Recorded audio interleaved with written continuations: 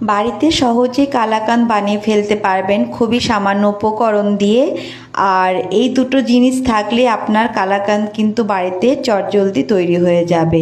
তার জন্য প্রথমে আমাদেরকে লাগবে কিন্তু গুঁড়ো দুধ আর 1 কাপ লিকুইড দুধ আর 2 চামচ চিনি।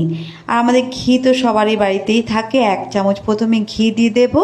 ঘি দেওয়ার পরেই লিকুইড দুধটাকে দিয়ে দেব 1 কাপ।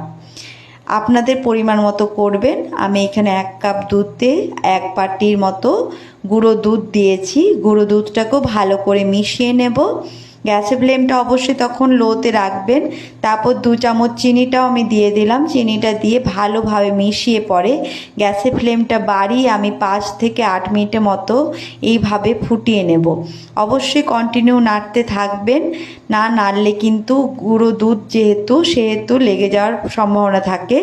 ভালোভাবে এমনিভাবে মাখা মাখা হয়ে গেলে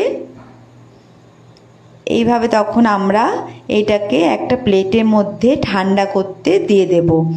আমার প্রায় হয়ে এসেছে। এই অবস্থাতে আমরা এটাকে নামিয়ে ঠান্ডা করতে দিয়ে দেব। ঘি বুলে নেবেন প্লেটের মধ্যে, তারপরে ঠান্ডা করে এইভাবে আপনাদের পছন্দ মতো সাইজে চৌকো করে কেটে নেবেন। ব্যাস রেডি হয়ে গেল কালাকাঁদ। দেখলেন